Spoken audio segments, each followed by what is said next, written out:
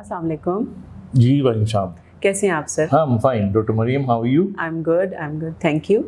اچھا سر، ہم لائف میں بہت سے انٹرویوز میں اپیئر ہوتے ہیں، بہت سے آفیسز میں جاتے ہیں یا کسی شخص سے ملتے ہیں، اور ہم یہ سمجھتے ہیں کہ باڈی لینگویج ایک امپورٹنٹ چیز ہے جب بھی ہم کسی شخص سے مل رہے ہیں، to get your impression on the other person. تو سر باڈی لینگویج اصل میں کیا ہے؟ I think this a very important question, اور ہمارے ینگسٹرس کو تو خاص طور پہ پتہ ہونا چاہیے.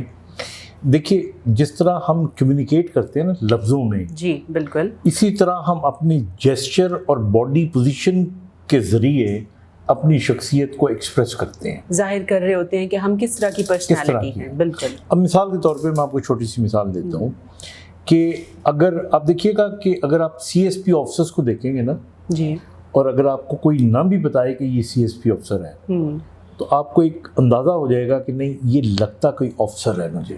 جی بالکل. فوجیوں کو دیکھ لیں، بالکل جو فوجی آفیسرز ہوتے ہیں، بالکل، ان کا ہیئر کٹ بھی ہوگا، ان کا چلنے کا کچھ جملے ان کے ایسے ہوں گے، they are usually very pleasant to talk to, بالکل، اور تھوڑے کیئر فری لگیں گے، حالانکہ ہوتے بہت ذمہ دار ہیں. جی بالکل. اچھا، پھر اسی طرح آپ ایک ڈاکٹر کو ملتے ہیں، تو ڈاکٹر کو ملنے کے بعد آپ کو ایک امپریشن ملتا ہے کہ اس کے اندر ایک شفیق انسان ہونا چاہیے. جی بالکل. ایک ویل مینرڈ ہونا چاہیے، کیئرنگ ہونا چاہیے. جی بالکل، یہ تو کامنلی ہاں. بالکل. تو یہ ساری جو چیزیں ہوتی ہیں نا، یہ اگر آپ دیکھیں نا، تو یہ الٹیمیٹلی آپ کی باڈی لینگویج کو ڈیولپ کرتی ہیں. بالکل. اب میں آپ کو چھوٹی سی مثال دینے لگا ہوں کہ دیکھیے، کچھ کام ہم کانشیسلی کر رہے ہوتے ہیں اور کچھ کام ہم سب کانشیسلی کر رہے ہوتے ہیں.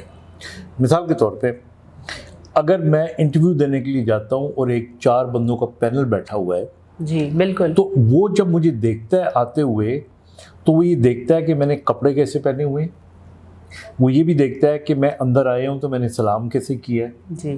پھر وہ یہ بھی دیکھتا ہے کہ آیا میں نے یہ کہا ہے کہ سر کین آئی سٹ، یا انہوں نے کہا ہے کہ یو کین سٹ، یا میں پوچھے بغیر بیٹھ جاتا ہوں. بالکل نہیں، بالکل. اب یہ چیزیں جو ہوتی ہیں نا، یہ سارے باڈی اسٹیپس کے آپ کہہ سکتے ہیں درجے ہوتے ہیں، جی، یا ان کے مطلب اسٹیپس ہوتے ہیں. بالکل. اچھا، پھر اس کے بعد جب آپ بیٹھتے ہیں اور کوئی آپ سے کوشچن کرتا ہے، تو کیا آپ فمبل کرتے ہو یا اس کو اسٹریٹ اوے اور کانفیڈنٹلی ایک جواب دیتے ہو؟ اب جو میں نے شروع میں آپ کو کہا نا کہ اس کا تعلق ایک تو ہمارے شعور کے ساتھ ہوتا ہے اور ایک سب کانشیس کے ساتھ ہوتا ہے. شعوری طور پہ تو دنیا کا ہر آدمی کوشش کرتا ہے نا کہ میں کسی انٹرویو میں جاؤں تو میں کانفیڈنٹ ہو کے جاؤں. بالکل. لیکن لاشعوری طور پہ وہ کانفیڈنس ہوتا ہے کہ نہیں ہوتا، بالکل، یہ بڑی امپورٹنٹ چیز ہوتی ہے. تو سر جو باڈی لینگویج کی امپورٹنس ہے وہ کہاں کہاں پہ بہت زیادہ ہے؟ آئی تھنک باڈی لینگویج کی میں ایک اگین بڑی چھوٹی سی مثال دوں کہ اتنی امپورٹنٹ ہے کہ جب آپ کسی سے ملتے ہیں تو آپ کی جو باڈی لینگویج ہوتی ہے وہ اس کی باڈی لینگویج کے کمپٹیشن پہ آ جاتی ہے. یعنی آپ کا کانفیڈنس کے ساتھ ٹکراتا ہے. اب اس کی میں مثال دوں، کبھی آپ نے شاید آبزرو کیا ہو، اگر آپ کو انگریزی آتی ہو، بالکل، اور کوئی شخص آپ سے اچھی انگریزی بولنے والا آ جائے تو آپ کی انگریزی ختم ہو جاتی ہے. بالکل، پھر ہم اردو بولنے لگتے ہیں. نہیں، بالکل. اچھا، اور اگر آپ انگریزی میں گفتگو کر رہے ہو اور اگلا بندہ جو آپ کے سامنے آ جائے اس کی انگریزی ماشاءاللہ ہو، تو دین یور انگلش امپرووز آٹومیٹکلی. بالکل. تو یہ فیڈ بیک آپ کو سب کانشیس دے رہا ہوتا ہے آپ کو کانفیڈنس. اچھا، پھر میں آپ کو ایک اور مثال دیتا ہوں جو اکثر میں دیا کرتا ہوں کہ اگر آپ اپنے سے زیادہ امیر آدمی کے گھر میں جاتے ہیں، ہاں اللہ معاف کرے امیر کوئی نہیں ہوتا لیکن سو کالڈ، اگر آپ چلے جاتے ہیں اور آپ کو لگتا ہے کہ یہ بہت بڑا انسان ہے اور بہت امیر ہے اور بڑا اسٹیٹس ہے اس کا، وہ کھانے کا ٹائم آ گیا ہے اور آپ ڈائننگ ٹیبل پہ بیٹھے ہوئے ہیں، تو اب آپ کیا کریں گے کہ جب سالن ڈالیں گے اپنی پلیٹ میں تو تھوڑا سا ڈالیں گے. ٹھیک ہے کہ نہیں؟ بالکل ایسے ہی ہے. اچھا، وہی سالن گھر میں اگر آپ نے کھانا ہوگا تو کڑپ کڑپ کر کے آپ ڈالیں گے اور آپ کھا لیں گے. بالکل. Because you know then you are trying to prove that you are very polished and decent, تو آپ بدل جاتے ہیں. یہ باڈی لینگویج ہے. جی. تو میرا کہنے کا مطلب یہ ہے کہ آپ نے بھی پروگرام شروع ہونے سے پہلے ایک بڑا خوبصورت جملہ بولا تھا، بی ایس یو آر. یہی کہا تھا نا, بالکل بالکل, آپ جو ہو وہی ویسے رہو, ویسے ہی رہو. تو باڈی لینگویج جو ہوتی ہے نا, یہ شو کر رہی ہوتی ہے, یہ کوئی ایک دن یا 2 دن میں سیکھی نہیں جاتی, یہ ایک کنٹینیوس پروسیس ہے, ایوالونگ پروسیس ہے. بالکل. اور جب آپ باڈی لینگویج کو خواہ چینج کرنے کی کوشش کرتے ہیں, مثال کے طور پہ آپ کو انگریزی نہیں آتی اور آپ کوشش کرتے ہو کہ میں کسی کو امپریس کرنے کے لیے فریزز استعمال کروں, تو آپ برا لگنا شروع ہو جاتے ہو, because that is not what is fed in your subconscious. اسی طرح آپ کوئی کام کرنا چاہتے ہو اور کسی کو فیس کرنا چاہتے ہو آپ, اور اس وقت یا تو ہمارے اندر 2 تاثرات ہوتے ہیں, یا ہم ایک سپیریورٹی کمپلیکس میں ہوتے ہیں یا انفیریورٹی کمپلیکس. آئی تھنک ہم جو ہیں اگر ہم وہی رہیں تو ہماری جو باڈی لینگویج ہے وہ بڑی نیوٹرل ہوگی, اور جو نیوٹرل ہوگی وہ افیکٹو ہوگی. اور سر آپ نے دیکھا ہے جب ہم جو ہوتے ہیں وہی شو کرتے ہیں تو ہماری اپنی زندگی بھی آسان رہتی ہے. ایگزیکٹلی.